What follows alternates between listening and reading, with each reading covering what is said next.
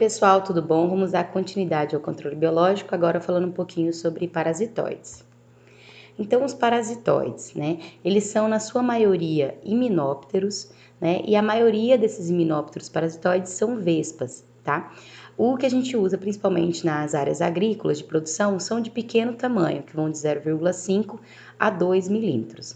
Eles depositam os ovos dentro do hospedeiro, tá? E pode ser na fase de ovo, de larva, de pupa ou até mesmo de adulto. Diferente lá dos predadores que a gente viu, os parasitoides são muito mais específicos. Algumas espécies parasitam uma única espécie de hospedeiro. Os adultos, eles se alimentam de néctar, também podendo não se alimentar na fase adulta. A primeira família, então, que a gente vê aqui são a família dos braconídeos. Os braconídeos têm preferência por parasitar pulgões.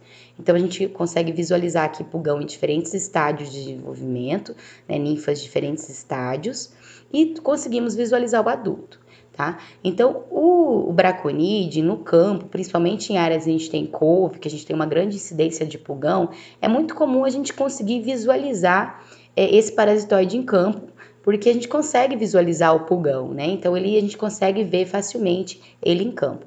Então, os braconídeos depositam seus ovos dentro do pulgão e as suas larvas se alimentam aqui da parte interna do pulgão. A pupa fica aqui dentro mesmo do pulgão e aí depois emergem os adultos do parasitoide. Aqui nessa imagem a gente consegue visualizar um pulgão parasitado, tá? Ele tem esse aspecto. Aqui tem um pulgão sadio e aqui a gente tem um pulgão parasitado. A gente chama essa estrutura de mumificada, um pulgão mumificado, tá? Então a gente identifica porque tem essa carapaça, essa estrutura amarelada e mais rígida, dura, parecendo uma capa ali de proteção ao parasitoide. Então aqui dentro os ovos são colocados, logo que as larvas começam a consumir, a larva começa a consumir o pulgão internamente, já fica com esse aspecto mumificado e depois aqui a gente vê a saída do adulto. Então a pulpa se desenvolve aqui dentro do adulto, depois saindo aqui, emergindo então o parasitoide adulto. Outro microhimenóptero que a gente tem importante são da família Aphelidae. Os Aphelides têm preferência por parasitar ninfas de mosca branca. Então a gente conhece aquela estrutura oval, aquela ninfa de mosca branca de coloração amarela. No último ínstar apresenta aquelas duas pontuações vermelhas, né? Passando por 4 ístares.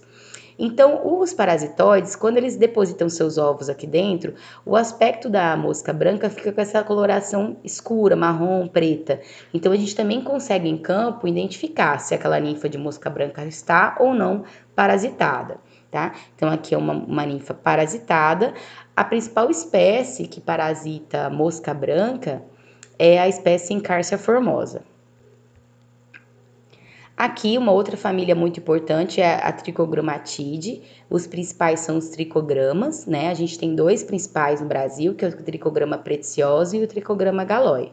Então, aqui os tricogramas depositam os ovos dentro do hospedeiro, tá? As larvas eclodem, consomem toda a parte interna do ovo e depois aí a emergência dos parasitoides adultos. Então, aqui nesse caso, a pulpa fica na parte interna do ovo, porque acaba que as larvas consomem toda a parte interna do ovo, tá? Aqui o tricograma adulto. E aqui tem um tricograma depositando os seus ovos aí dentro dos ovos de alguma espécie de noctuide.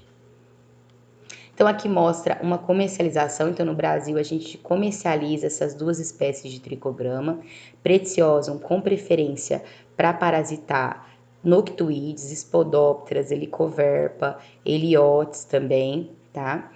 Helicoverpa zeia, que tem algumas Anticárcia formosa, Anticárcia lagarta da soja, e aqui também Tricograma Preciosum com tuta absoluta. Nós temos uma empresa até agora que abriu recentemente em Goiânia, que ela produz Tricograma Preciosum para parasitar tuta absoluta em áreas de produção de tomate aqui no estado de Goiás, tanto em estufa quanto em campo, já que Goiás é o principal produtor de tomate do Brasil.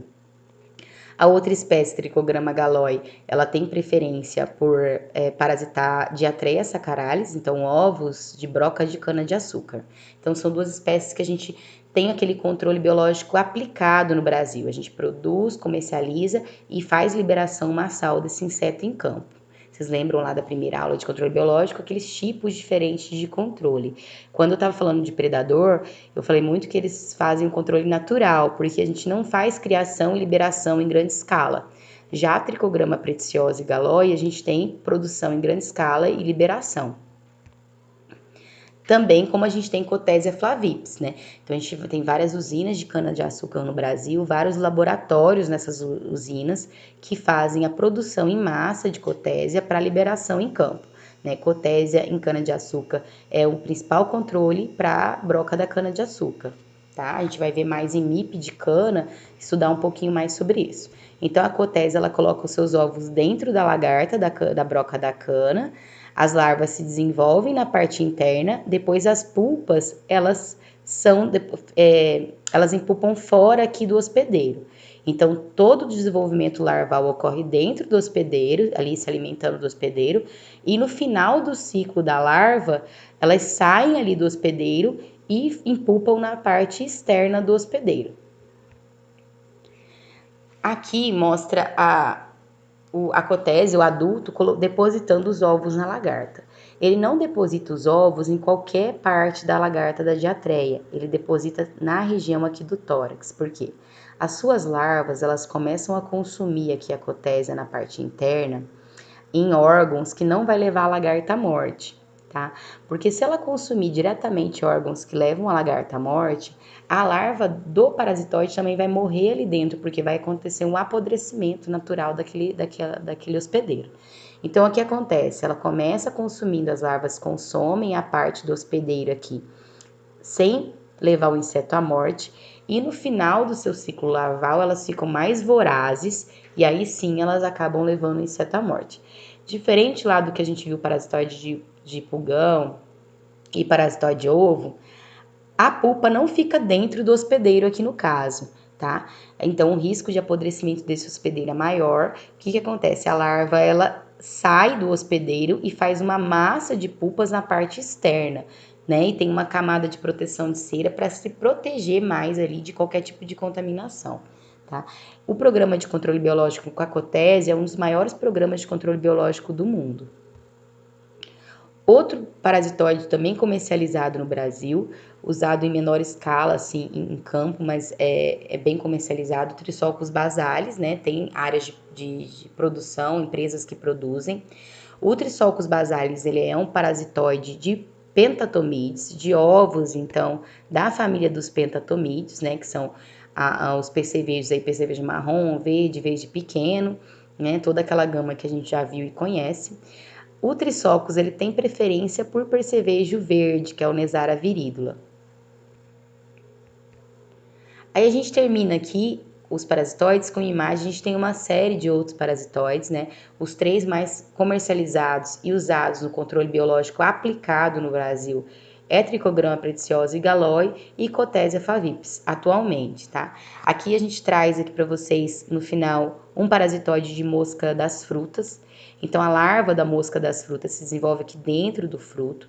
O parasitoide tem esse longo ovipositor aqui, com seus tarsos e antenas, ele consegue localizar aqui a larva dentro do fruto, que está se alimentando através de vibração, e consegue colocar os seus ovos aqui diretamente, certinho ali, na lagarta, na larva da mosca das frutas, tá? Bom, pessoal, estou à disposição de vocês para qualquer dúvida. Até a próxima aula.